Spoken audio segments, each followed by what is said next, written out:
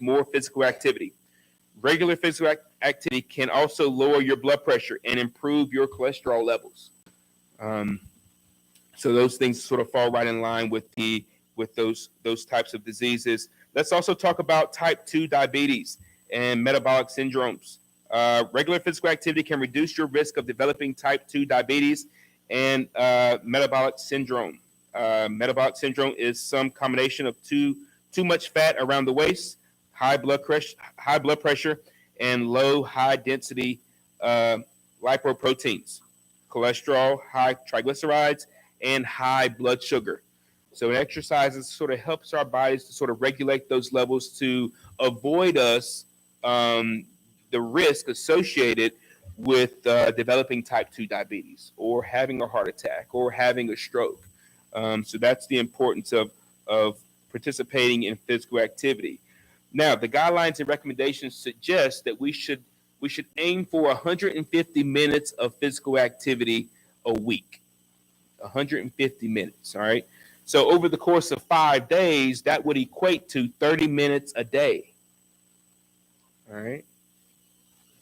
How does everybody feel about 30 minutes of activity a day? Well, we're going to spend the next 30 minutes exercising, whether you believe it or not. We're not, I promise. No. I saw some of you give me a weird look like nobody told me about exercising today. But 30 minutes a day. If you think about 24 hours, right? And 30 minutes out of those 24 hours, that's really not that much time.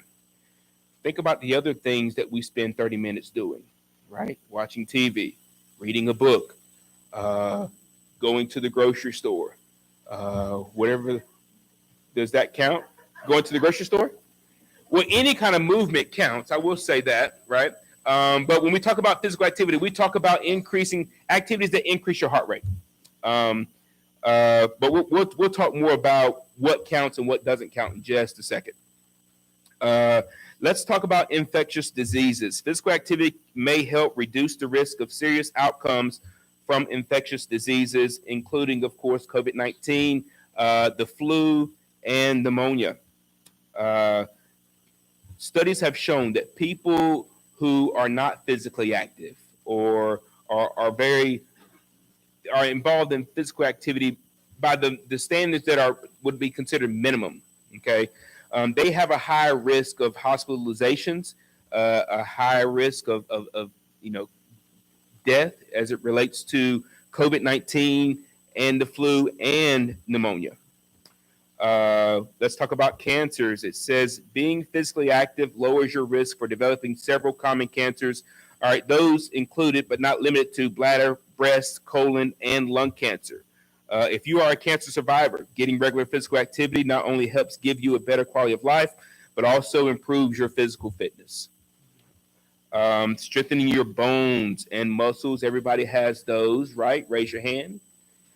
There it is. All right, that's a muscle. That's a bone. Keeping those things strong and keeping them healthy is important, right? As you get older, without physical activity, your bones become brittle. They become fragile to what it is that you do, what it is that you can or can't do, I guess you could say. And it also the aging process in general, there's a greater risk of falls as it pertains to how strong you are or how flexible you are and how strong your bones are. And it sort of opens the door for more complicated issues that if you do have a fall, you're more prone to have a fracture. Or if you do have a fall, you're more prone to a broken bone, which, of course, as you age, those are the things that you want to avoid. So by increasing strength, that's also going to help to increase your bone density. All right. It's also going to help to increase your joint stabilization as in terms of how well your muscles are able to cling to your joints and support them as you move. Okay. Improving your ability to do daily activities and prevent falls. There are things that all of us enjoy doing. And the more that we're able to stay physically active, the more we're able to keep doing the things that we enjoy and maintain the level of independence that we're aiming for. And we, of course, we talked a little bit about chronic health conditions and disabilities as it relates to, of course, diabetes and cardiovascular diseases, but also in regards to arthritis. Anybody know anything about arthritis? Raise your hand. There it is. All right. Moving, the inflammation that comes, with arthritis, especially within your joints. All right. Increasing your physical activity, increasing that circulation will help to offset some of the challenges that are associated with arthritis and how your body feels, especially on days like today when it's kind of cold and rainy. Like that never goes well in terms of arthritis. But those are the benefits in both brain and body as it pertains to exercise, as it pertains to physical activity. Now there is a big difference, right? When we talk about exercise and we talk about physical activity, those two things are very different. But the biggest thing to remember is that something is better than nothing. Everybody agree? Yes. All right. Going for a brisk walk, or even walking your pets, or going to the grocery store. Those are things that require you to do some type of physical activity. I mean, that cart in the grocery store doesn't push itself, right? Especially once you get stuff in it, you have to push it around that grocery store until you finish doing your grocery shopping, right? That's a form of physical activity. Lawn work, working outdoors in your yards, or cleaning your homes. Those are things that would be considered physical activity. Coming to an exercise class, right, or getting on our treadmills or our bicycles for 20 to 30 minutes a day would be considered exercise. Those are the things that's going to increase your heart rate, and it's going to maintain that increase of heart rate for an extended amount of time. Those are the things that are considered exercise. Okay. Now here at the Senior Center, we have both. You can come here and be physically active, but you can also come here and participate in our exercise classes. And we're going to sort of break that down for you a little bit of ways to kind of get involved. Just by a show of hands, how many of you are not members of the Senior Center? This is your first time here? Okay. You've been here before, but you're just not members. Well, shame on you.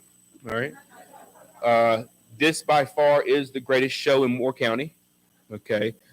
There's lots to do, lots of ways to get involved. So I challenge you to pick up some information before you leave, in terms of our calendars and our newsletter, and kind of see what you're missing out on.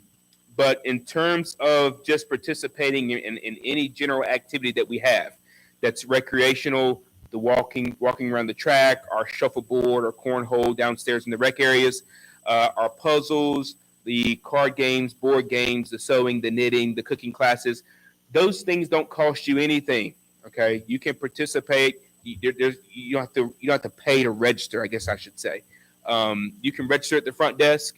You can get a card today, and you can start coming here for those activities whenever you get ready.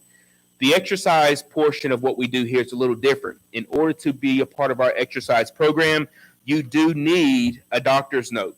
All right, and you can pick this up at the front desk, take it to your doctor, have them sign it, and then you're going to bring it back to us. Just make sure they don't mail it or fax it to us. Okay, we have a lot of people that use our fax machine, and because our mailbox is on the other side of the street, a lot of us don't feel safe crossing the street to check it.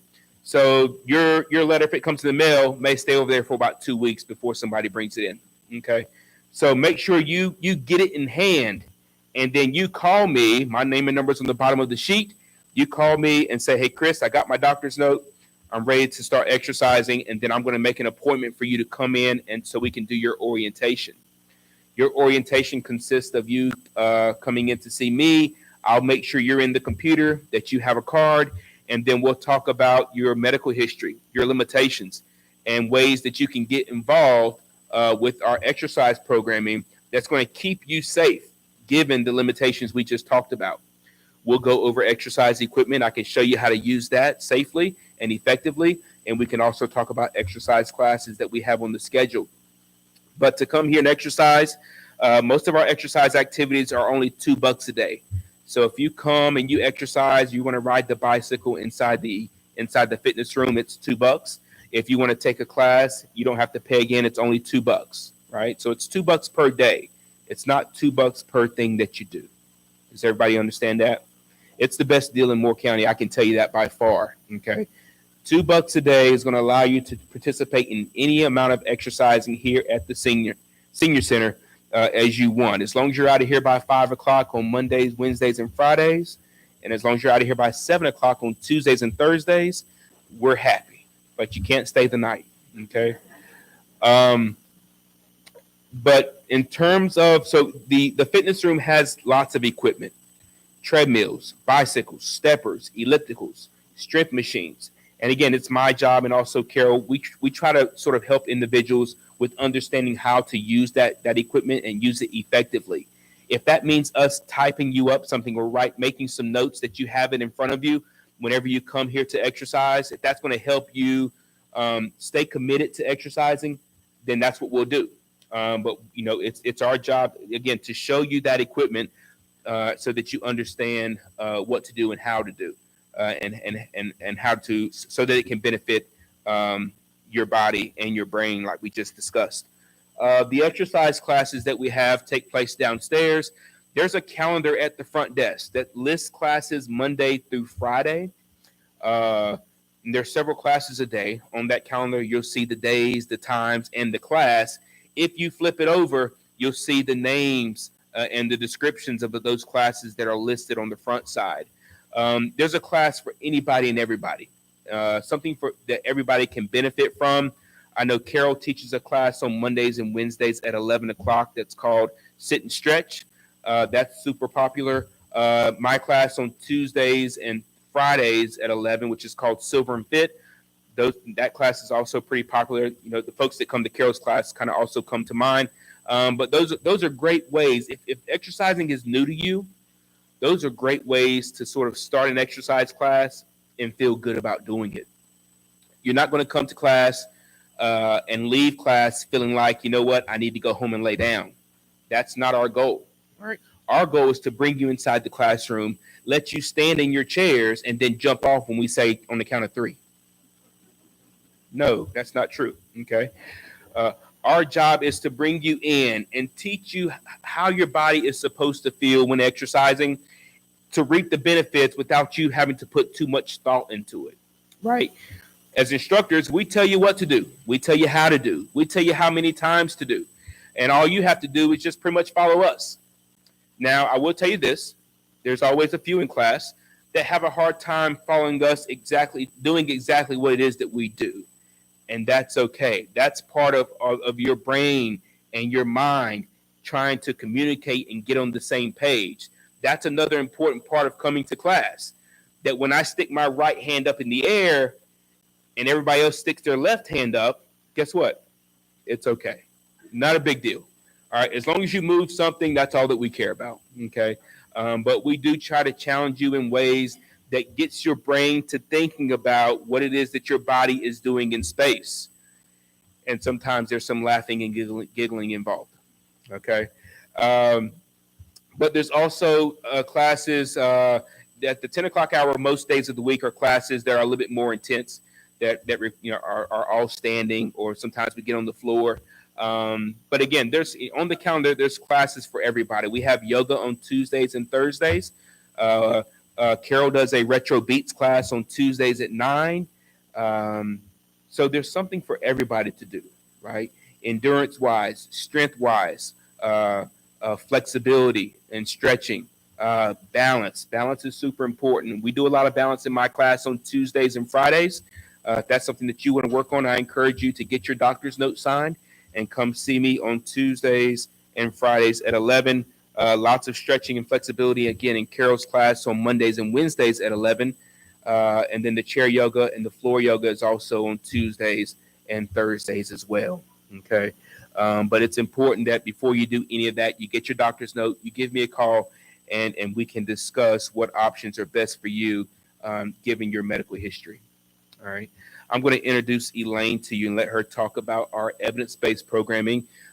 She'll tell you a little bit about what she does and how those programs can benefit you.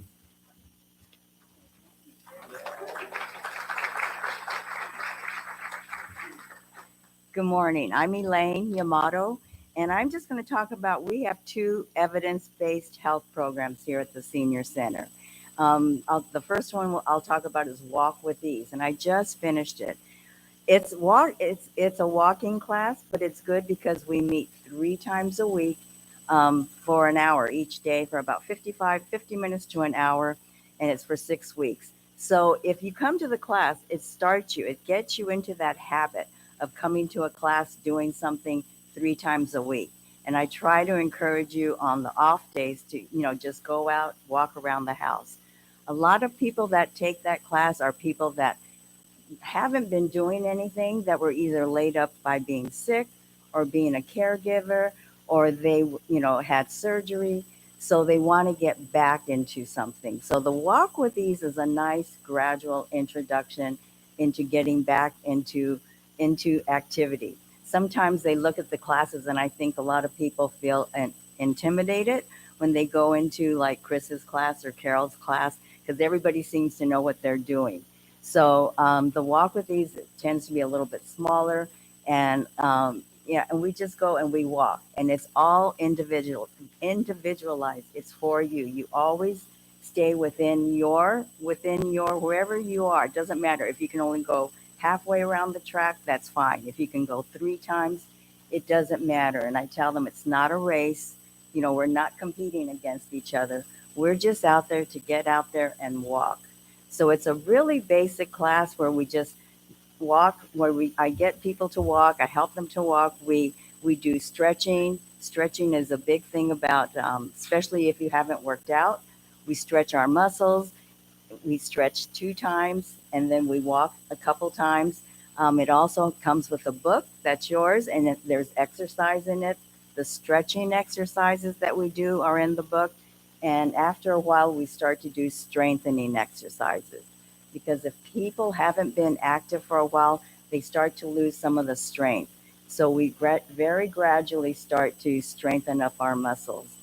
And then after they've taken the class, I always, we talk about the other classes that are available here and the fitness room. So hopefully they'll move on to other things. So the evidence-based health programs I like them because they they they're empowering. They're giving individuals the chance to, hey, I can do this. We give you a book, you have something that you can take home, that you can do on your own, so that hopefully you'll develop a habit. I try to instill in them that we need to move, that we need to keep moving for as long as we can. And that, I think, is the most difficult part, is getting people to get up and move. But we have to understand, just like Chris talked about, exercise, we need that. We need the motion. Motion is lotion. And so we just need to move. Chris had mentioned about 30 minutes, and that seems to be the guidelines. Like, I think the Heart Association, the Arthritis Foundation, they suggest 150 minutes a week, which breaks down to about 30 minutes a day. But I always tell my class, it doesn't have to be 30 minutes, because 30 minutes sounds very daunting to a lot of people. It's like 30 minutes, that's a long time to do something. But you can always break it up. You can break it up into 2 15-minute sessions. And I always tell, especially women, we're doing housework. So, you can count that housework. You're vacuuming, you do the windows, you're doing the dishes. So that to me is activity. I know Chris may not consider that activity, but it's not exercise, but it's movement. So all that I really am concerned about is just getting people to move, to stand up and move, not to stay seated on that couch, that sofa that we just kind of slump into. It's bad for our posture. I tell them, get a hard chair, sit in the chair, and if you want to watch TV, you can still move your legs. I try to encourage people to move, whether you're sitting or standing or whatever. Um, the Walk with These class, so that just finished, and usually it's in our newsletter, and it'll show when I'll have the next class. The next class that I have is called Tai Chi for arthritis fall prevention.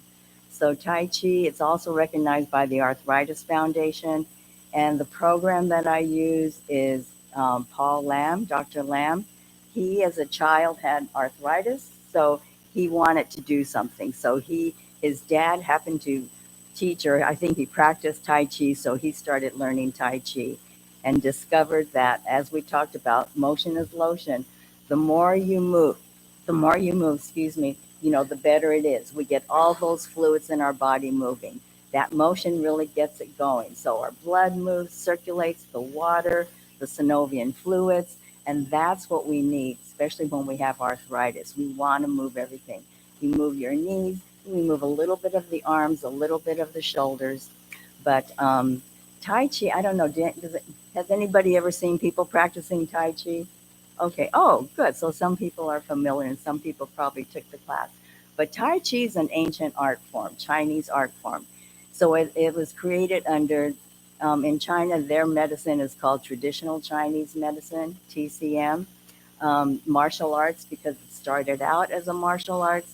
And then the law of nature.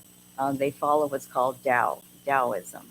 And you're probably wondering, what does Tai Chi have to do with the brain? So we'll get to that towards the end. But Tai Chi has lots of benefits. It's because it's slow moving. We move slowly, we move evenly and continuously. The movements are fairly simple. Dr. Lamb, because he has arthritis, he created this form, so it's very easy on the joints. And I know, because just practicing his movements are a lot easier than practicing, say, some of the other forms.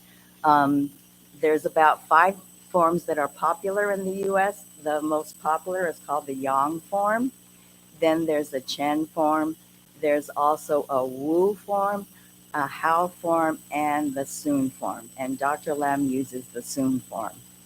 And it's more compact. So the Tai Chi class, and we only have 12 moves. There's only 12 forms. So you come to the class lasts 8 weeks, and we meet twice a week for an hour. And after the 8 weeks, hopefully we've learned the 12 forms. If not, I always continue on. So most times the class will continue on, and we'll just keep that class at the same time, and we'll go another 8 weeks. Sometimes it takes a little bit longer. Tai Chi I've learned, is difficult to learn because we have not seen Tai Chi. We don't see it. Everything else we know, baseball, football, basketball, we know what the object is. We dribble in basketball, we've got to get the ball in the hoop. But Tai Chi, we don't see people practicing Tai Chi. I mean, not too many people have. So to try to learn something that's not familiar makes it very difficult. But we go slowly, and the form is very simple, it's very simplified. But the benefits, I think, outweigh that. And if some people love it and some people hate it. So it just depends. You have to just try it and see. I have this one friend, I have to tell the story. She has tried to take Tai Chi about 3 times, and she never makes it through, maybe about a couple weeks. The last time she was in class, she just got up in the middle of class and just stormed out and said, "Oh, this is just too slow," and just walked out. And I thought, okay, that's it for her. But we do move slowly. Moving slowly helps to build up our muscles. There's a lot of weight transference. And in Tai Chi, we're more grounded. So our feet are grounded to the earth. So as soon as we start to take a step, we have to ground that one leg and pick up the other and gradually take a step forward, which requires some balance. But I don't require you to take it as slow as I may go. We just try to get that foot up there as soon as we can so we don't fall. I don't want anybody, no one's ever fallen, so we don't want anybody to fall. But unlike, say, dancing, where everything is kind of lifting up and we're up on our toes and we're up, Tai Chi is a very grounded, rooted practice. So it's good for developing our muscles. So what does Tai Chi do? It improves our overall strength, our flexibility, and just our fitness, overall fitness. It improves relaxation, balance, and in our immunity system. A lot of the movements are tied in with things that help move our internal organs, so it helps to keep us healthy. Control of breathing and mental concentration, which are part of the principles. Reduces stress, anxiety, and depression. just like Chris was mentioning, all the chemicals that are in our brain that we need to work out. It does the same thing, but in a little bit different way, because Tai Chi, because of the slow movement, it's more of a mind and body exercise. So we're not jumping, we're not kicking, we're not punching. We're just it's very different. It also empowers us to develop serenity, inner strength, and power, which leads to I think to happiness and to our fulfillment. And it also, by integrating mind and body, it harmonizes our inner and our outer self. So it's a very internal practice, and it helps to slow cognitive decline and protect us from dementia. So you're probably wondering, how does it protect us?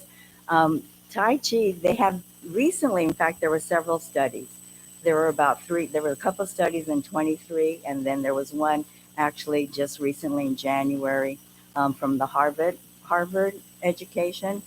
And they've done studies, and they take a group of people and they put them into three groups, the Tai Chi, the walking, and then the control group.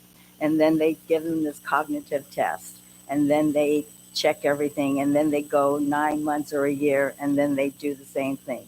And they found that the group, the Tai Chi group, that their cognitive, it did much better. They did much better. It improved. And it was about the same with walking, but the Tai Chi was a little bit more, and the control group, just there was no improvement. Um, Tai Chi, and the reason why Tai Chi is good is because in Tai Chi, we have to memorize. We have to memorize the form. Um, Learning to do it, because it's so different, it's hard to know what the movements are. So I always try to tell people, and I don't use the word memorize, because I think that's kind of I think that's how we all grew up, by memorizing, by rote, memorize our timetables. That's how we, memorize the dates and histories if we were going to have a test. Memorization seems to be not a good word, but so I always say learn. But really, what it comes down to is we need to memorize. So memorizing something means we use our brain. We have to use our brain. We have to think about it. And then we do it, and it helps. So that's why the brain. They always talk about how we have to exercise our brain, and by learning something new, they say, learning an instrument, you know, learning a different language, all anything that's different. It's good for us to learn, because we have to learn. We're firing those synapses in our brain to get them working. So that's what Tai Chi does. So it's good. It's different. If you want to come, I have a class on 2:30 on Tuesdays and Thursdays. If you just want to stop by and see what we're doing, you're welcome to stop in just to see what it's like. I like people to see what we're doing. You're welcome to do that. And let me see if there was anything. I think that's it. So the classes, it's an 8-week course. We meet twice a week. The evidence-based health programs, they're not on the schedule. Because my classes have a start date and an end date. But they're always listed in our newsletter, which is out front on the credenza. So you can always pick that up, and you can always have it emailed to you also. But that'll tell you when it's, yes. Oh, that group, in 2014, we had Miss Kitty came to the senior center, and she wanted to teach Tai Chi. So she taught the Yang form, and that one is 108 moves. And so it would last about 4 months. Sandra, was it about 4 or 5 months to learn it? And a lot of times, because we couldn't learn it that quickly, we ended up taking it, a couple of sessions, but that was the Yang form. The Yang form is a little bit more challenging, because it's a regular form, so they have kicks. They have. Next month, if you signed up for the second part, the Lunch and Learn, Tai Chi is one of the presenters. And so they will actually do a demonstration of what the grasshopper, and the ones that are actually on the schedule. So Elaine is speaking on the evidence-based ones that you can find in the newsletter, and those classes are free, whereas the other Tai Chi, the 108 moves, those are $2, part of the fitness program. So I'm glad you asked that, because in the yang form, they'll do some things that are a little bit risky. So they will do what's called snake creeps down. So you have to squat down. They'll do kicks. So you have to balance. You're going to kick. So a lot of things. And so Paul Lamb, knowing that he had arthritis and knowing that he wanted to offer something to people who had limited mobility. I mean, we're still standing. It's a standing class where we're moving, but he took out those risky moves. We don't do any of that. It's very simplified, and it's all the risk, it's gone. It's very safe. He's very concerned about balance. We always stand with our feet shoulder width apart. We always want to be stable. So even though we're moving, we're still very safe and stable. And that's what he wanted to make sure, that we could still get the benefits. And people do, even though it's modified, it still really is, to me, it's still really Tai Chi, because we're standing and we're moving, and it just helps your overall health, and you feel better. So I don't know, where was I before I got the question? Any other questions about Tai Chi? Okay, so let's see if I was anything else. No, I think that's it. Yes. We were thinking about that. I don't know when it's going to start. It probably will be in the afternoon, because that's when the exercise studio is available. So we have to discuss that.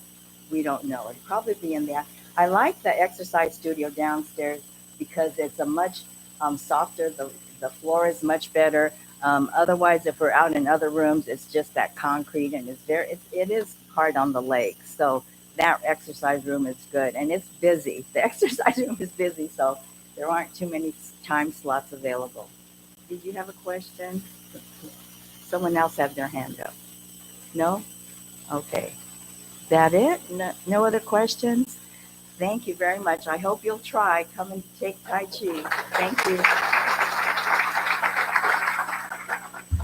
And just to kind of follow up with Elaine, what Elaine's talking about in terms of the evidence-based programming, I mentioned to you earlier about the doctor's note. You don't need the doctor's note for the evidence-based programming.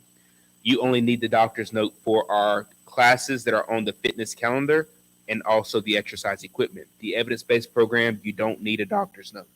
Okay. Hey, I'm going to introduce Carol Wood to you. She teaches sit and stretch and some other classes that she'll talk about. And she also does a brain boost on Wednesdays that everybody enjoys. This is Carol Wood.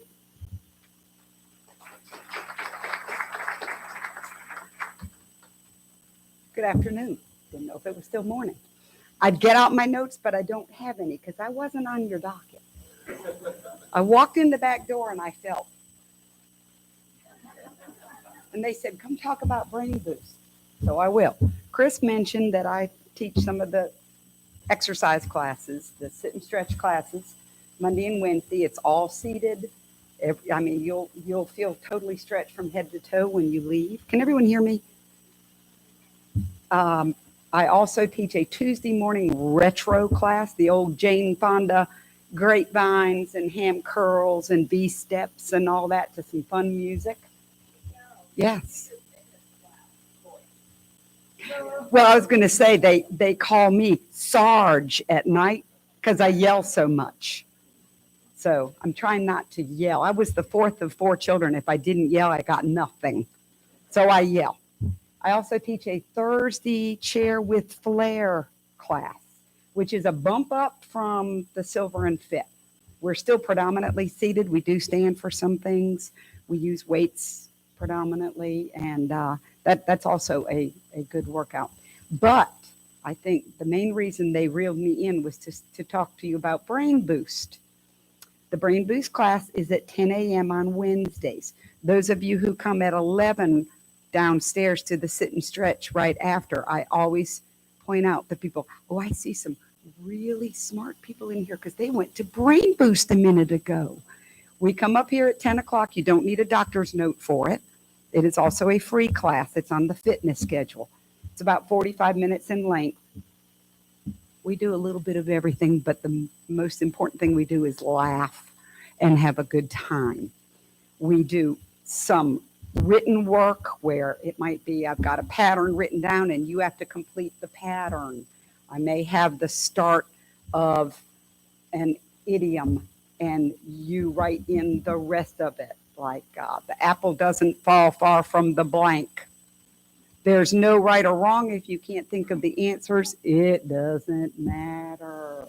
I do wrap you when you cheat, so they all try and cheat so they can get wrapped a little bit. We may do more tactile things. Sometimes I'll bring in a tray with household items and it's covered up.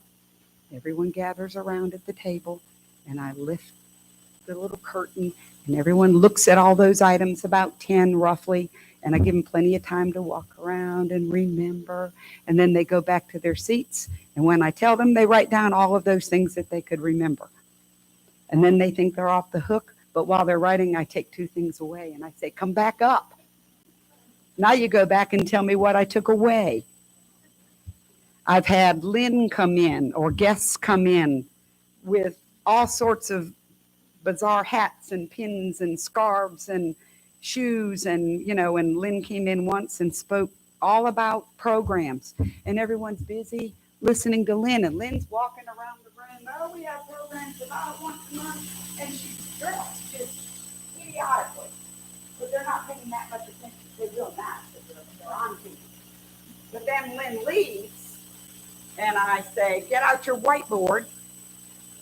What did Lynn have on her left lapel? And they go, oh. So a lot of it is recall and fun recall. We're in this room. We spread out. Sometimes we play Pictionary. Remember that game? Whoever wants to volunteer comes up and picks out a slip, and then they have to draw the elephant or whatever they got, and we guess it. We play games constantly. We solve rebus puzzles. I don't know if you're familiar with those. Like, say there's a little box drawn, and the word thinking is written over to the side of it, and the idiom is thinking outside the box. So you get time to study all these and think, and some people get very few of them. Some people get them all. I'm done. But we just have a great time with the class. It gets you sharp.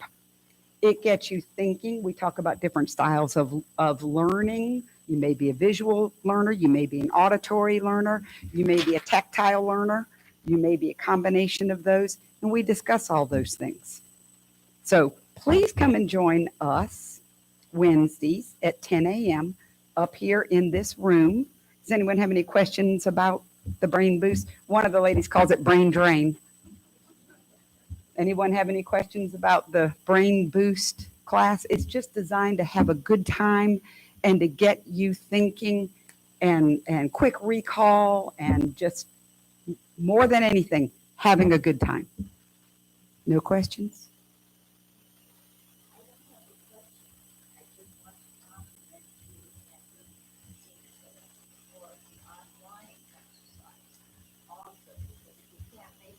Yes. I'll turn that over to Chris in just a second. Her question was, she wants to compliment us on our YouTube classes, that if you can't make it here, you can join them through YouTube. Chris will discuss that with you in just a moment, but thank you for that compliment. Any other questions? All right, I'll dive back into the lake where I came from. Turn it over to Chris. Thank you. Discussing our YouTube classes, the classes that we stream each week. Those classes are on our YouTube channel. And you can access, that library of classes to take from home anytime you want. Of course, there's no charge to do so. There's Sit and Stretch, Carol's class on Mondays and Wednesdays. There's some Silver and Fit classes on there as well. But that affords you the opportunity to take the classes from home without feeling the pressures of coming in and attending the classes in person. Of course, we would love to have you in person. But we understand also that doctor's appointments and other things kind of sometimes don't allow you to always come in person. So having the library on the YouTube channel will sort of give you the opportunity to take the classes. If you have your own weights or bands at home, you can take the classes from home anytime you want. Any other questions or concerns? Yes, ma'am.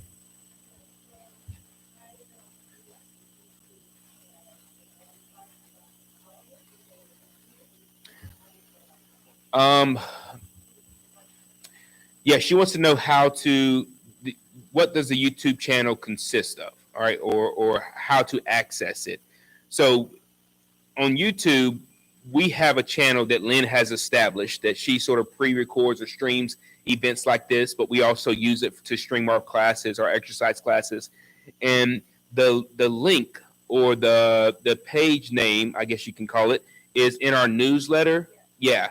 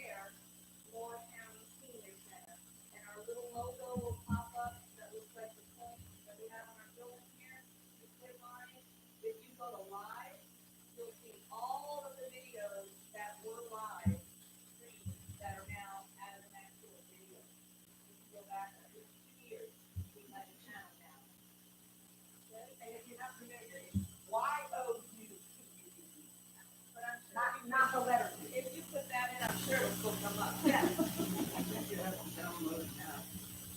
I don't think so. No, if you open any kind of internet browser and you type in YouTube, it'll come up, and then once it comes up, if you type in Moore County Senior Enrichment Center, then our page will come up, and then of course you can sort of view our library of classes and events that have been live streamed.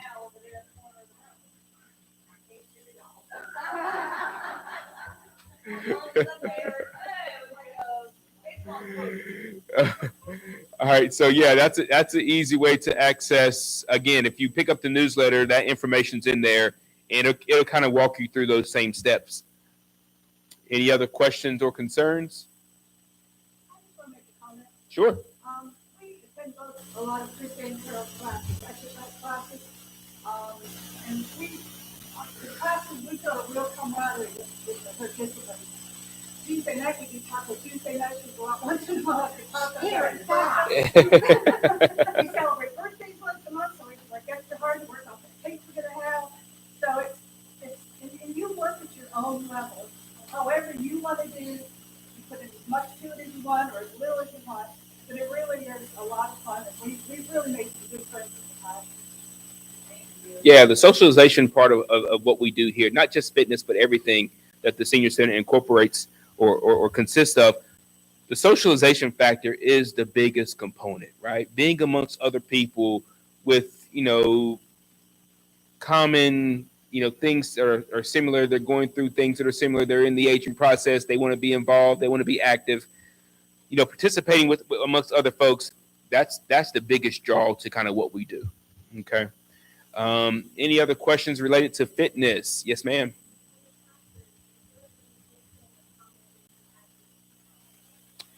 That the question was, is there a limitation as to how many people come to a class? There's not. I would say our busiest classes that are on the fitness calendar is Carol Sit and Stretch and the Silver and Fit classes. Those classes can sometimes be between 30 and 40 people. But we've never put a limit on how many come to a class. We've never really had to do so. So there's always room for folks to kind of drop in and have a good time with us. Any other questions?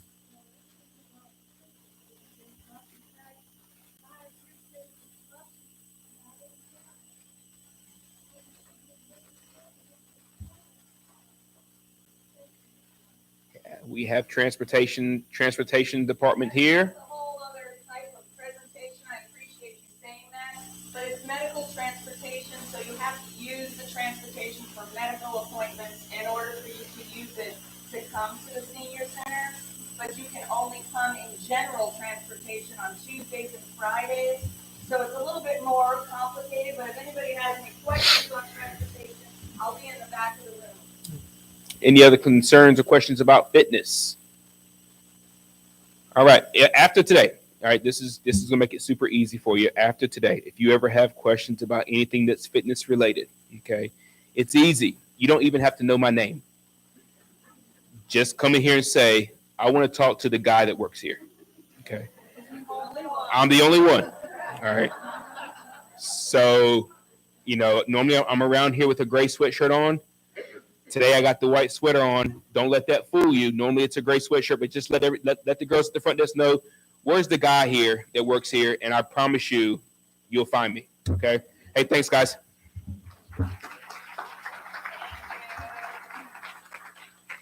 Okay, what time is it now? It is 5 to 1.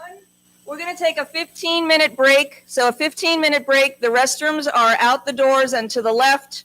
If you want to visit the table vendors, that would be lovely.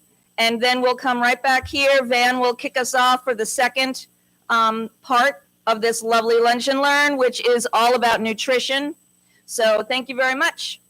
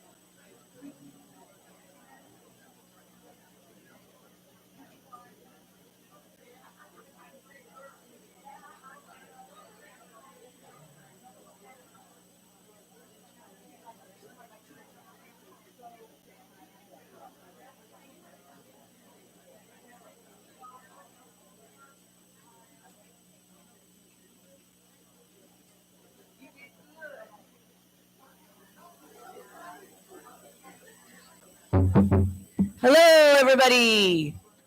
Okay, we're going to start the second part of today's Lunch and Learn. So while the shades are being drawn, I'm going to introduce Van Bergstrom to come up. He's going to talk a little bit about Alzheimer's Association, and then he's going to introduce our next speaker. And what I'm going to do is get the PowerPoint started. That's why the lights are still kind of on the dimmer side. And there's handouts. Whoever didn't get a handout, Katie is in the back walking around passing them out. And so thank you very much.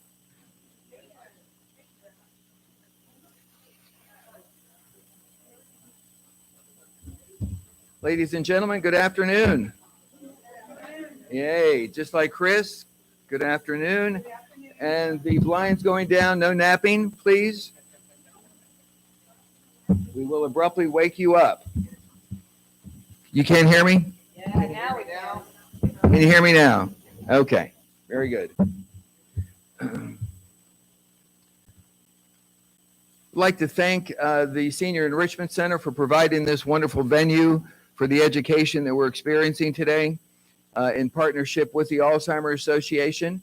For any of you who participated in our walk this past September, we had a goal of $60,000. We had about 500 participants turn out for the walk. It was held at Aberdeen Lake. The weather was not the most pleasant, but we had great turnout. We had approximately 500 people, kids, canines, cats, babies, the whole shoot match.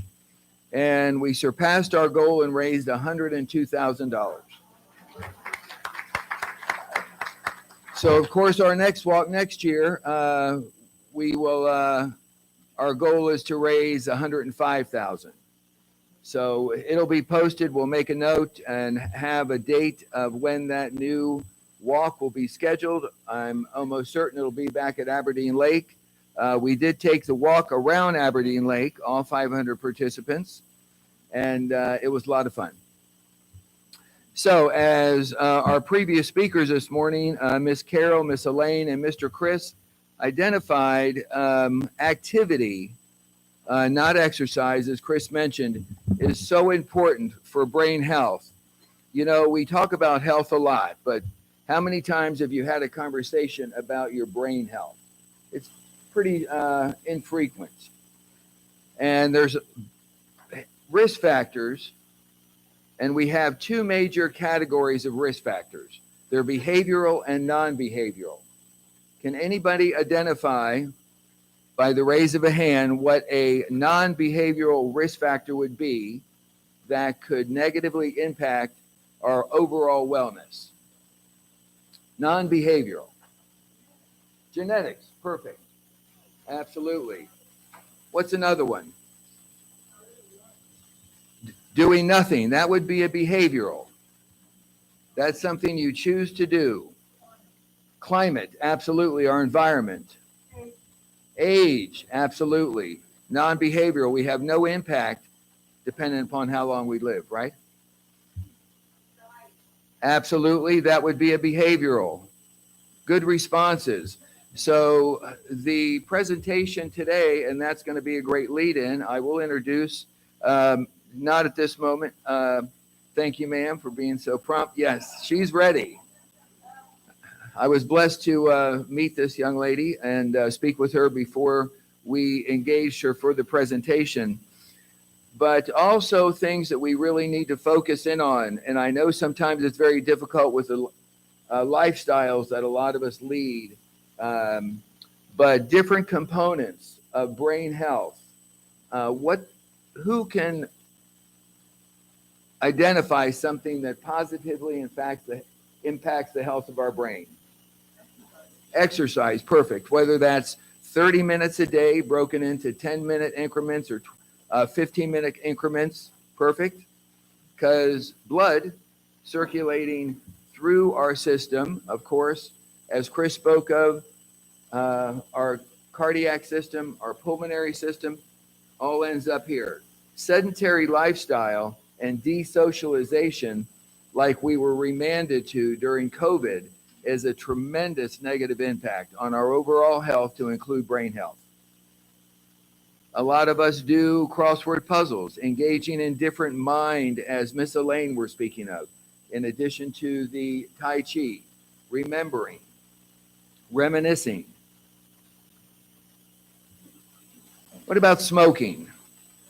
Smoking. It literally impacts every system within our body. And for those who are living with and surviving with diabetes, whether it's type 1 or type 2, that disease negatively impacts every system within our body, to include our brain. And everyone, if you don't know, Alzheimer's and or dementia, which I was speaking with one of the participants today, there's approximately 16 formal diagnoses that could be a comorbidity, let's say Alzheimer's, dementia with Parkinson's disease. It's just one example.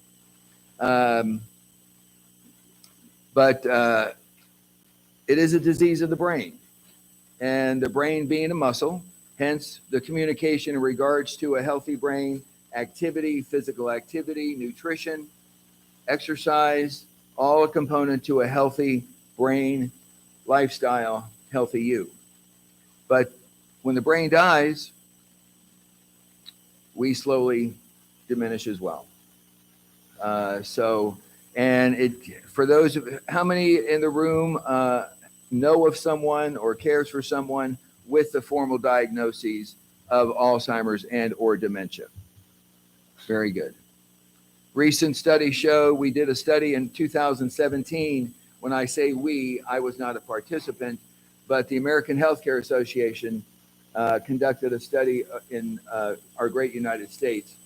And of the caregivers, the non-formal caregivers, which are non-paid, normally the wife, the first daughter, or a neighbor, predominantly a female, of those surveyed, 53% of those surveyed required a caregiver themselves because of the overall diminished healthy lifestyle that they're leading, trying to care for the individual.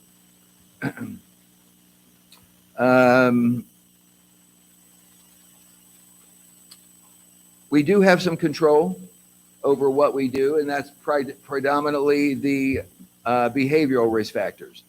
Wearing seatbelts. Sometimes we get a little lethargic, negligent, lazy in regards to simple things we can do every day for our health. Nutrition, as Miss Felicia will speak of. Chris spoke of the exercises available here. And when he says it's the best deal in town, there is no doubt about it. It's the best deal in town. And to communicate with individuals on the same page predominantly that we are, aging population. I just turned 68. My mother just turned 97. She was out in the yard picking up pine cones with me yesterday, a reacher in each hand. And her physicians attribute that to her culture. She was very active in her youth, ice skating, roller skating, born in New York City, tennis, golf, cleaning out, mucking stalls with me up at Boone, North Carolina. She couldn't believe how large horse poop was. She goes, good God, these are heavy. She said it's bigger than my head. But we have a blast. Today she's home. We just got a new puppy. He is a 12-week-old mini Australian Shepherd. And it's a laugh fest at the house with an 80-pound Doberman. Yeah. So some of the key factors and what we can do on a daily basis.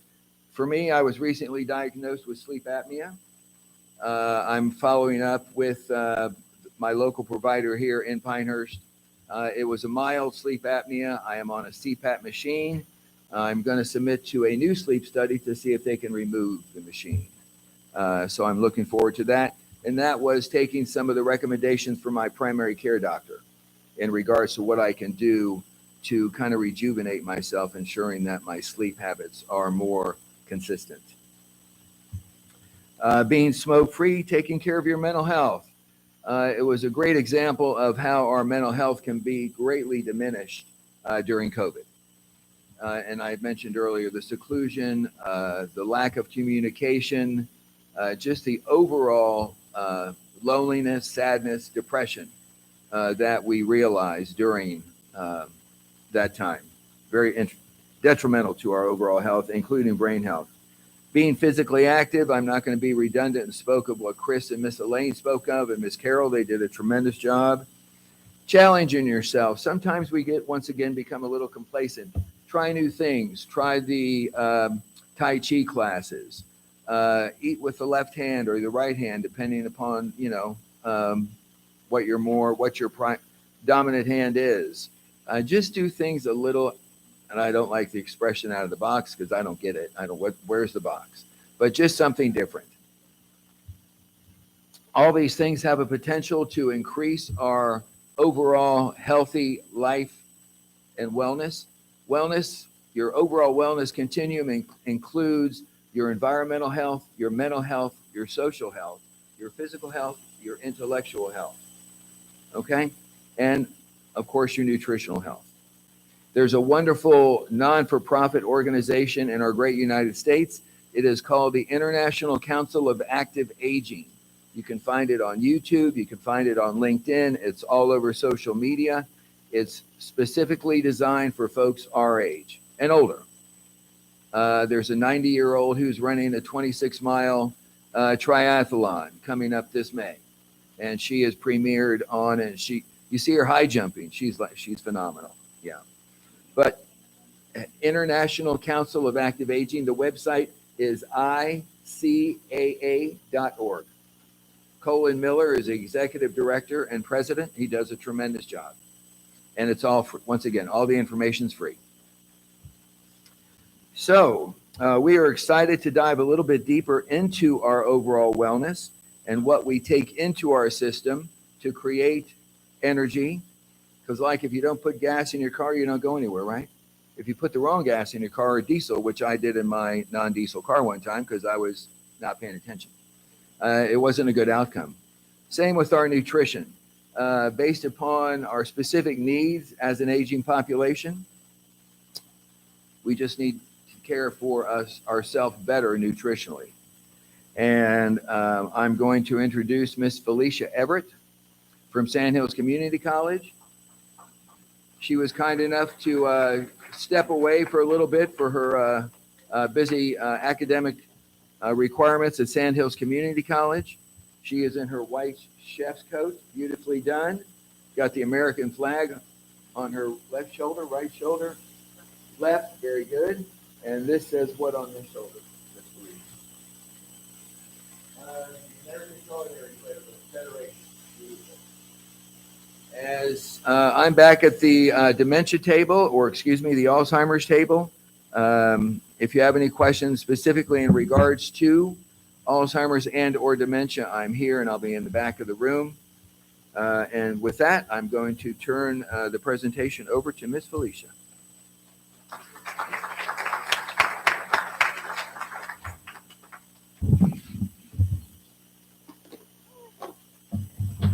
Hello, good afternoon. Thank you. Can you hear me? Yes. Yes. So I am an adjunct instructor with Sandhills Community College in the culinary department. I teach our food and beverage class, the online and the lab part, which we show students how to serve guests. We have luncheons at our school, and it's open to anybody. Unfortunately, we have one more left for this semester, and it is pretty much full at this point. But we'll have more in the fall. We serve various different things in regards to our students, and I do purchasing. But I'm here to talk to you today about meal prepping, whether it's for yourself or if you're having to take care of a loved one who maybe has some Alzheimer's, depending upon where they are, early stages, whatever. If you're having to take care of somebody, or if you're just a very active person, sometimes coming home and having to cook dinner is the farthest thing from your mind, which some days for me, I really hate that question when I walk through the door from my kids, what's for dinner? I just want to say, I don't really care. So, depending upon what your lifestyle is like, or if you just don't want to think. meal prepping can be the best way for you. Meal prepping is easy, and as you can see, you can do a week's worth. You can at times even do 2 weeks worth and put it in the freezer. It's really up to you. I do have a couple of sheets that came out to you to look at to help guide you as it comes to meal prepping. Some people will say, well, it's a lot of information, it's very overwhelming. How am I going to do this? So hopefully I can help you want to start. You don't have to jump all. Did I do this right? Did I do it right? No, wait. Is it on? So we'll talk about some of the benefits that can come from meal prepping for yourself, and especially if you're a caregiver with a loved one. One, it's a great way to make sure you have a balanced diet. It can be hard if you are on the go and you have to pick a meal up. So if you're having to go pick something up from, say, McDonald's or Chick-fil-A, it's my son's favorite place to go, it's great because it's convenient and it's quick, and it's fast. However, the bad part is what is in the food that you're eating. When you pick up from these, a lot of them have a lot of processed, a lot of salt, things that are good, but maybe not very good for you or your loved ones. You know, a lot of salt, definitely not good for your diet. So if you are meal prepping, this is a way you're able to control that. You can control how much salt is in your food. You get to control how it's prepared. Best way to prepare stuff is to roast things in the oven because you're not having it to be cooked in all of the oils, right? You can also steam stuff. However, you don't want to steam it too much because when you're steaming your vegetables, the nutrients do come out of it from the water. So really, if you're roasting potatoes, roasting vegetables, that is the best way possible to get the most of your nutrition and keep it in your food. You can steam it. Absolutely. That's another way. Broiling your chicken, meat. Red meat is delicious, but you really don't want to have too much of that in your diet. It can cause a lot of issues if you have too much red meat.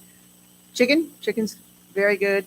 Fish, not a whole lot of fish because, you know, some may have mercury, which is not something that you would want in your diet. So really, when you're at home, you get to control what's in your food. You know what your loved one is eating. As your loved one is getting older or as their stages are moving on, it's a little bit different. You can adjust. Do they have eating textures? You know, is there something that they have a hard time swallowing? So you're able to prepare it knowing, okay, they'll be able to eat this. There won't be an issue as much. Less stress. Absolutely. You can cut out some stress. Like I said, if you come home and you're being asked what's for dinner, you can say, I know what's for dinner. I've already made it. It's in the oven. If you're going away or if you're not home at lunchtime, you have their lunch in the fridge for them. And you can just tell them, go ahead, get your lunch. It's marked Tuesday, and on it, you can have a really simple label for them what to do. Take it out, put it in the refrigerator, or put it in the microwave for 30 seconds, heat it up, they're done. That's one less thing you have to worry about. One stress eliminated for them and for yourself, especially if you're out power walking or just exercising, having a lot of fun. You may not be in the mood to want to cook. You know you have meals in there for you. You take it out. Very less stressful for you. Social. Preparing your foods can be a very happy social event. I used to when my kids were a lot younger. I used to be a part of a freezer club group, freezer meal group. We would get together. We would prepare our food that we had. So one person did a meal with chicken.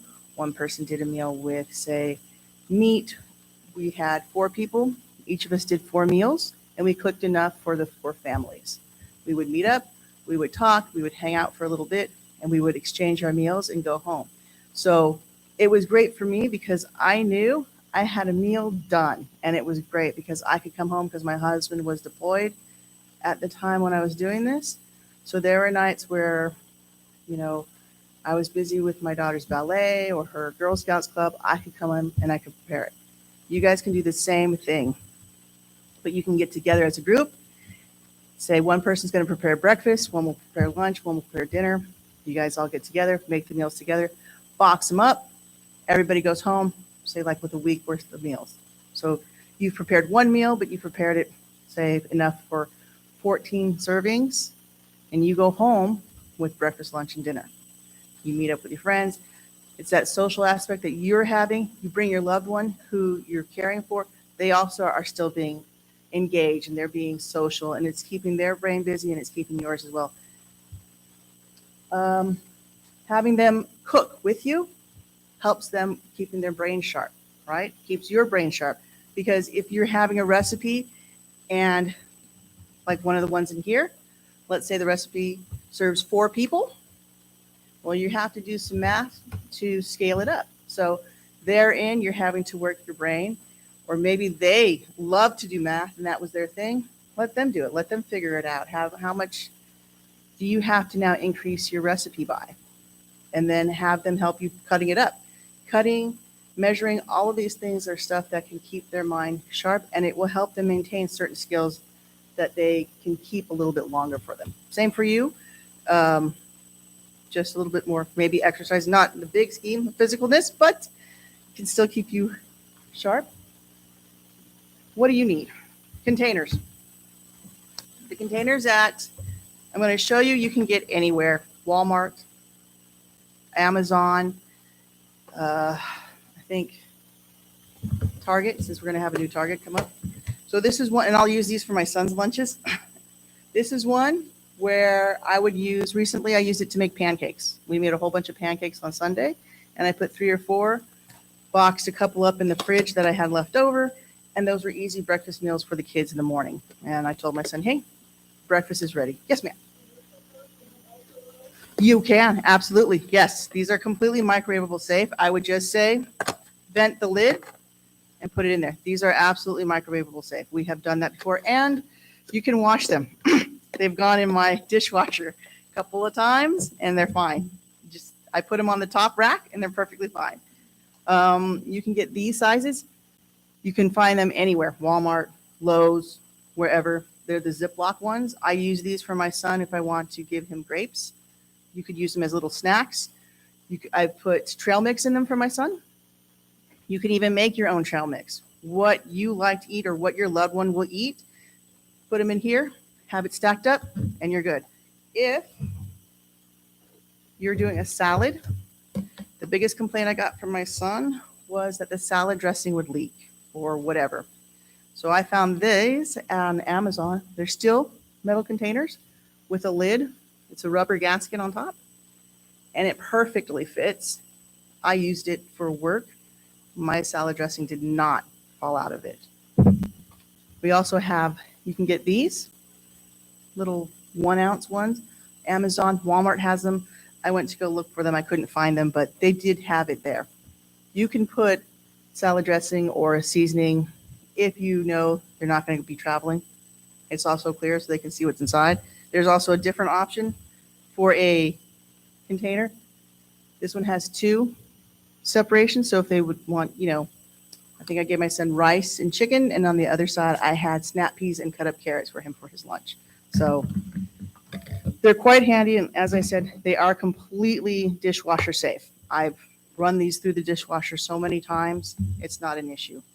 All of these things you can find on Amazon, Walmart, wherever. Freezer bags are excellent. I use the freezer bags if we're making smoothies. So in your book here that you got, there's a recipe for smoothies. For a smoothie, and it says to cut up your fruit, portion it out into the Ziploc bag, maybe write on what you need, the liquids that is needed for it. When you want to have a smoothie, pull out your fruit. It's already cut up. It's ready. You put it in the mixer, add your juices, and you're done. So that takes out a step that you would have to do in preparing for it. It's already done. Half of it's done. You just have to throw everything together. An easier process for you to do. How do you start out? Again, it can be overwhelming. Start out with 1 meal. Just pick 1 meal that you want to do and do it. Let's say you're going to do breakfast. You want to make breakfast burritos. Make breakfast burritos the first week. Take notes what went right, what went wrong, what you would change. The next time, do it again. Once you get comfortable making one meal, breakfast, you can do breakfast, you're doing well, then move on to a second meal. But don't start off thinking that you have to do all 3 meals all at once. Just do one and move on. Set a day, very important. Let's say that your weekends are very busy, or you can't do Mondays because you tend to have most of your doctor's appointments or whatever going on. Pick one day, let's say it's a Wednesday. You don't have much going on Wednesday. Make that day, set aside 2 hours, the day that you do all your prepping, meaning if you have to cook, cut, whatever. You do all your cooking that day, box up your lunches, put them in the refrigerator, or make a soup. Soup is also a great way and a good meal maybe to start with. Make a soup. You can freeze them, which I've done in the past. My husband found these containers that you can freeze your meals into a block off of Amazon. I didn't even know they had made these, but it's like a huge ice cube, and it has 2 big blocks. I made soup. The extras that I had, I poured them into the blocks. He froze them. Then he transferred them into Ziploc bags that for the freezer, put them in there. When we were ready to eat, he was a bit impatient, but it was fine. He took one block out, put it in the pot, warmed it, let it thaw and warmed it up, and it was perfectly fine. You can also take it out of the freezer and put it into your fridge, let it thaw, microwave it that way if you want to as well. Your dinner's already done, or lunch for that day. It's done. You've done that ahead of time. If you've done it on your Wednesday, you have it. And soups will freeze for longer than a week or 2. They're good for up to a month if you need be. So there you are thinking ahead. Or if you bought a great deal on a bunch of squash, summer squash, sweet potatoes. Let's say you got a huge amount of sweet potatoes. You can make a lot of sweet potato soup and it'd be perfect. It'd be absolutely perfect for you to store, save, and have for later on. Plan your menu. When you are going to start, plan what you're going to have to eat and make sure that you stick with that. You have a calendar. This calendar will help you in being able to meal prep. It says Monday through Sunday, breakfast, lunch, dinner, and snacks. And on the side is a grocery list. So you would write down for breakfast on Monday what you plan to have for the week. Let's say it's the breakfast burritos. Okay, breakfast burritos, you can say you would like to have it for 3 out of the 7 days. So you know you're going to have 3 servings of breakfast burritos. And let's say you wanted to make something else. I've made English sausage McMuffins. Very easy to make. Go buy yourself some Thomas English muffins. Cook up your eggs. I've made ham and cheese. Those freeze excellent as well. I've done that with my family. They said the best thing to do is take it out the night before, let it thaw. You can have those 2 meals, 2 different meals, 2 different options for your weekday. Lunch, same thing, dinner. Write down what you would like to have. Then you know, okay, for this week coming up, I'm going to make 2 meals. I'm going to have one already made for breakfast and lunch. And this is what I'm going to do. That will help you. Then you write it on your grocery list. You take that grocery list with you and you go shop. When you're shopping and when you're doing your meals, you want to make sure that you stay away from Crisco. That's not the best type of oil to cook with. The best oil really is avocado oil or sunflower seed oil. Those are much better for you. They're not as bad as Crisco is, or whatever the other one is. Olive oil is good as well. Avocado, though, is the best oil that you can have. Butter is something that you want to not have as much, but there are alternative ways of butter. There's I cannot believe it's butter. There's also plant-based butter. You would just have to figure out which one you like better. Potatoes are great, but they're a little bit big on the starches. So sweet potatoes, sweet potato fries, those are delicious. Baked sweet potato is also delicious. I've been trying to do that with my family. My son is very. Hello? Oh, hello? Oh, I don't know what happened. My son is very huge in soccer, so I have to try to be more conscious about what he's eating. So for him, it's protein. How can he get the protein? Just like with you, do you need more protein? Do you need more carbs? You have to look on your boxes. Just because something says it's light or it is sugar-free, you need to look at the labels and see. Because just because it says it's healthy or whatever, does not necessarily mean it's exactly healthy. You could turn it around and it would say it's heart healthy, and you look at it and the amount of sugars that they have are horrific. So just because something says it's diet friendly, diet's another huge, yes, I see one of our friends here is shaking her head like, no. But she's right. Yes, the salt, it's just because it might say it is diet friendly does not mean it's completely diet friendly for you. You have to check labels, the salts, the amount of sugars, all of these things they have hidden on the labels. And it's because most of us don't bother to look, and we'll just pick it because we think that they're being honest with us. Oh, this is naturally grown. Great. Yes, I'll take this. No, not really. That's not the truth. You have to look at your labels. You have to watch, and you have to make sure how much salt is in this product, how much sugar. If you need something that has more fiber, you need to see, because something may say now with fiber. Well, what is their reasoning of fiber? 2%. That's not exactly a lot of fiber for you. So you want to check. If you want to eat a little bit better, best place to go, the farmer's market. Go there. I'll tell you something that one of my chefs said. Originally, as humans, we ate when our vegetables were in season. And now we eat whatever we want, whenever we want, because it's easy. Where do we go? Exactly, supermarkets. They have everything, and almost everything is in season. The only reason why you can tell something is not in season is by the price, right? So if strawberries are $6, it's not in season, right? In the summertime, you're not paying $6 for a small carton of strawberries. It's a lot less because they're in season. So in the beginning, our body was used to eating what was in season. So if you go to the farmer's market, their stuff usually is in season. Almost 100% of the stuff is in season. It's a bit harder in the wintertime, in which case that's when canning was good. But you can go to the grocery store. Do not, or try to stay away from foods that are in cans, because the amount of salt in that stuff is unreal. You want to try to get fresh. Fresh is best. If you can't get fresh, frozen. Okay? Frozen will be better. Can, maybe a last minute, but there's a lot of sodium in your canned vegetables. Even if it says now with less salt, there is still way more sodium in those canned vegetables than frozen. If you can't get fresh, get frozen. That's the best option for you.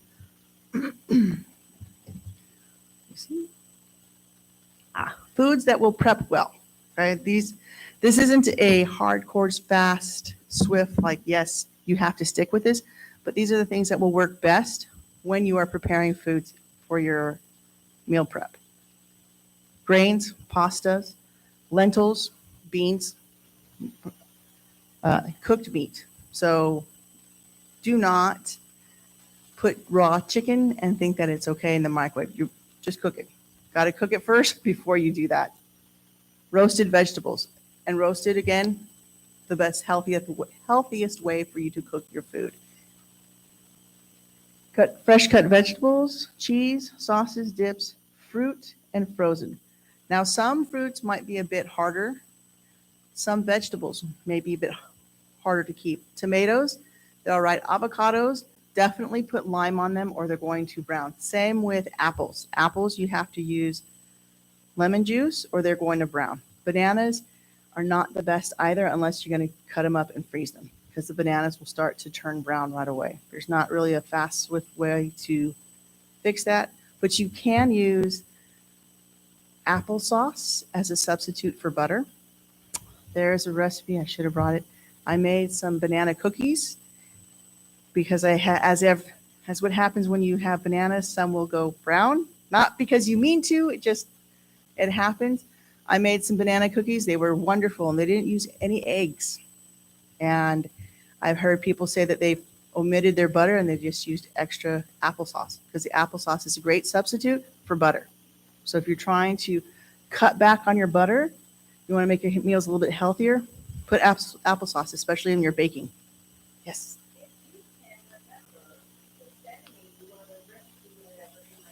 Yes, absolutely. Yes. Perfect. Absolutely, yes. And there's also a recipe. It's a sheet pan recipe I've given you.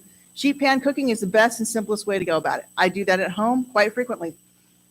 Cut up I did the other night. This actual recipe I did with my family, and the chicken tenders that I made with this recipe were gone super, super quick. I cut the food up. Yes, ma'am. I'm sorry. Well, I fed my family of 5 on it. I'm sorry, 4. It fed 4.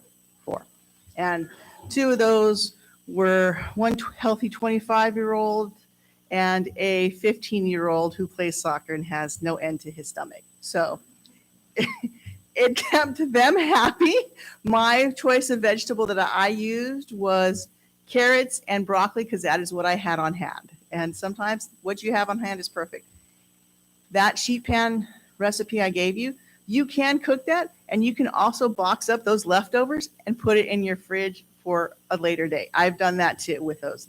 I've used squash, summer squash, red and green one, and those worked perfectly too.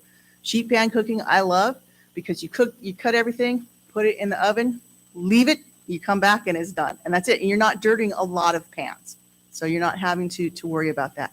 Your cutting boards, yes, but you don't have to dirty. The best way to try to omit salt into your diet, herbs, fresh herbs or dried herbs, the flavor. That's what you want. That flavor, using herbs will help you with that. Let's see. Preparing your food. Like I said, be organized, have a plan. If you're cooking for a loved one, and they're having a hard time, maybe their dexterity is going a bit, finger foods, very easy for them to, so they can pick up their food. The chicken strips, those are perfect. They can use their fingers to pick it up, cut up baby carrots, snap peas. That will work for them as well. Do not put hard to eat items like peas. Peas are very hard.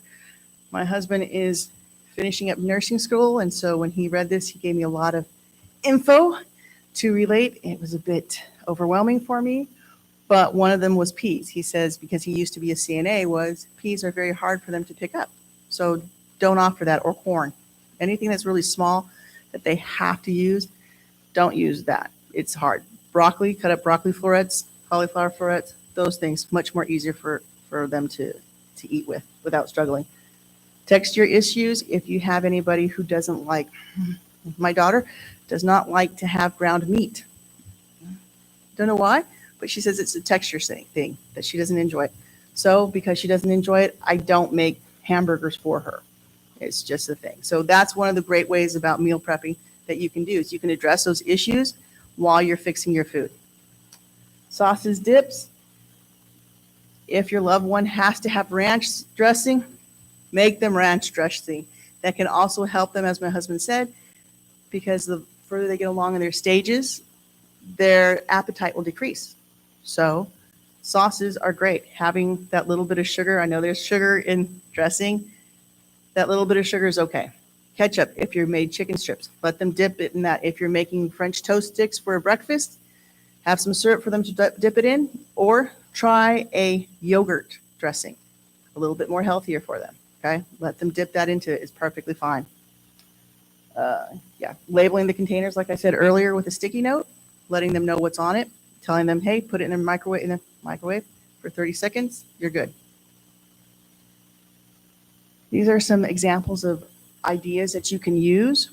In this book that you have of recipes, there are some really great recipes in here. There was a couple of soups. There were some salads. The smoothie is also a great idea to use. almost anything you can think of, you can use. Also, with the handout I gave you, there are resources at the bottom. These are a couple of websites. The Good Housekeeping, the girl on Bloor, she does meal prep. So she has tons of recipes and various ideas. You can always modify your recipe for your needs or for your loved one if you're having to take care of somebody and look after them. These are here. These are just a start to help you kind of sort of figure out your way in meal prepping and fixing the food for yourself and your loved ones. Hopefully, it's not very overwhelming. When I started, it was because I didn't know any better.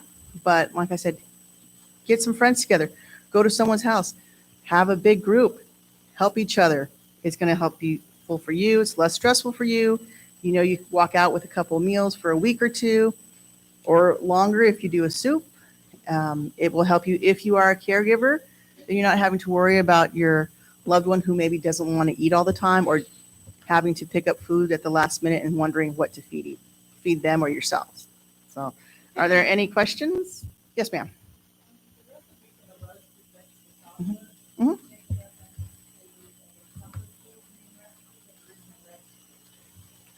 What page is on that? Is that on? Oh, okay, there's no page. Mhm.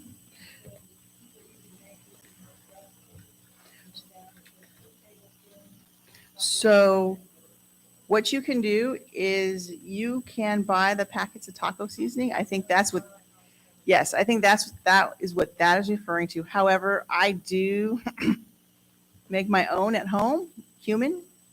I will use chili powder. Yes, ma'am. Yes. Yes. Thank you for reminding me. Mrs. Dash is amazing. Yes, my mother-in-law used that for everything. That was, or not my mother-in-law, my stepmother used Mrs. Dash all the time exclusively. Instead of, and that was before she had the taco seasonings. She just used the regular, but yes. So if you look at Mrs. Dash, that one, or you can make your own. Like I said, I'll make my own cumin, tacos, chili powder, a little bit of, say, oregano, a little bit of garlic powder. Play around with it and taste it. When you're making your own seasoning, taste it. If it leaves a little bit of this, a little bit of that, and then keep it. Because that's what we do at schools. We'll kind of, sometimes good, bad, we'll throw this, that, and the other and call it a day. But making your own seasonings is good. You can also go online and there's tons of recipes for your own seasonings that you can make. I believe the girl on blog, she also does have that too, where she makes her own seasonings. Yes, sir.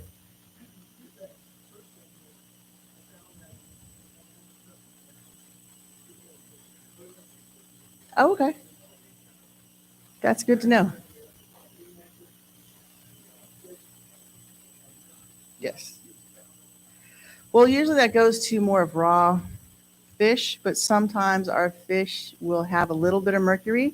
If you notice women who are pregnant, it says for them not to eat like raw sushi or too much fish, because too much of, say, tuna, it's just something that unfortunately, due to all the things that we are dumping into the ocean, you know, our fish are started to have gotten a little bit of. So, you know, women who are pregnant, you definitely don't want.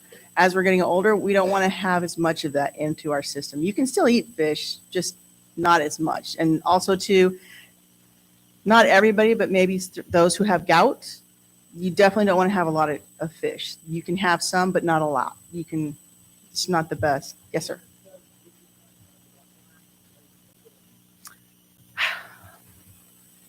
You know, farm-raised fish can be different. I had that argument with my child who said that based off their research, farm-raised salmon, because they love salmon, is okay to eat because it is raw. She likes to eat raw salmon, like nigiri. She likes sushi, salmon nigiri. So I'm not comfortable with that because for me, when you eat raw fish, you also are, you kind of open yourself sometimes to parasites that are inside. So you want to make sure you eat sushi grade fish because the sushi has been cooked to an extent so that the parasites are killed off. But she is insistent. I would have to do more on the farm raised one. I'm not 100% on that, so I can't really answer that fully for you. So sorry. Any other questions? Yes, sir.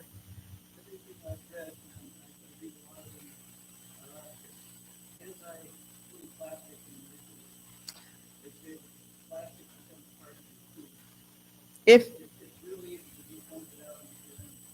yes, you can. You absolutely can.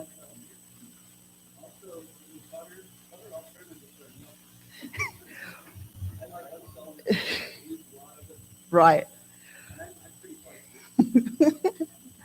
It's, really it's to each their own. I use unsalted butter for all of my cooking and baking.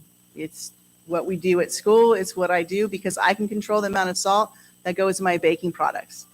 So if I use salted butter in making pancakes or breads or any of that stuff, I don't have control of the salt when I'm using salted butter. If I use unsalted butter, I have the control. So I can put no salt or I can put very little salt into it. Diamond kosher salt? I just usually just use, or Kerrygold on rare occasions for my daughter when she says we need to be extra fancy. She's a hoot. Are there any other questions? Yes. Yeah, I'm a scientist at heart. We have Dr. Smith Klein and then Critical Hospital. And you did an excellent job in your presentation today. Thank But you. I wanted to add a couple of things that a lot of folks do not realize or understand regarding food or medicine. Your medicine and your food is identical. I'm talking about chemistry. I'm talking about the balance of life. I'm talking about the balance of our body. Hydrogen, oxygen, nitrogen, calcium, carbon, phosphorus, and sulfur. 99.9% of our body. Elements made up from the death of the star. Death brings life. Now, it's important to talk with your doctor as to the medicine you're taking and as to food you should or should not be eating. Or if so, on what volume, what balance. A good example is I have to be on blood thinner, cardiovascular problems. Consequently, I'm on Coumadin.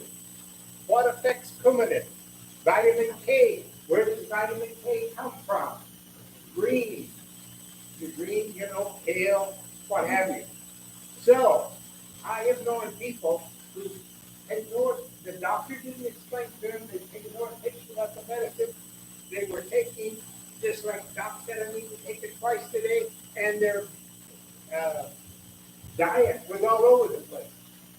And so was the efficacy of the medicine they were taking. So it's important to understand that food and medicine are chemical, and it's the balance of chemistry that helps us understand how to eat the food that we consume. And you did an excellent job on fresh vegetables, fresh food. I'm going to just tell a real quick story and we're done. That's an excellent point, but that's another way that you can control your diet. If you know you can't have certain things, you could adjust that in your meal prepping, and you make sure that you don't have those too much of that one product. Totally correct. 25 years ago, I had a massive heart attack and lost 40% of my heart.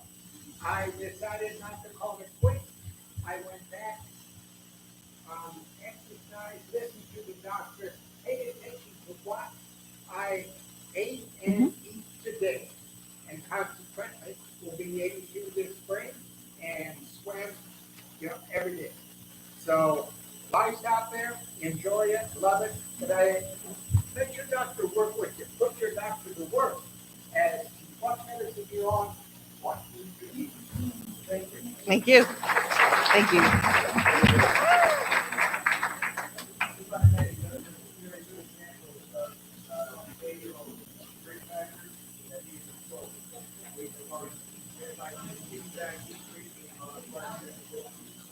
What Mr. Lee was saying in regards to nutrition, we recommended the anti-laterals, the RDA, the nutrition labels on the back of our food labels, on the back of all food, healthy population.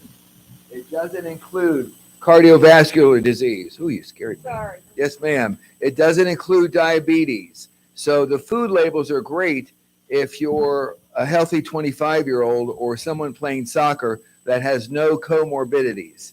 So once again, as this gentleman stated, verify with your primary care physician or your nutritionist in regarding to what you're taking in to substantiate or your sustenance. Is it good for your body, your intake based upon medications, based upon your diagnoses and your likes and dislikes? Okay. So those would be behavioral risk factors that you're modifying for your longevity and healthy brains. Thank you. Thank you all for coming, and I just wanted to let you know that at the CI, I don't need a microphone really. Let's see here. I'm going to turn it down just a little bit. If you have not signed up for next month's, if you signed up for today thinking you signed up for both, we had a different list for next month. I have the list here that I could add your names. We only have 5 spots left, and we're going to do it by like a little lottery. So I could add all your names, and then we'll grab and figure out who's going to be the lucky ones, and then we'll call you and let you know. If you can't get on that list for next month, you can always watch it on our YouTube channel, either live or the next day or whenever, because it'll be a video that'll be parked there. So thank you all for coming today. Thank you very much.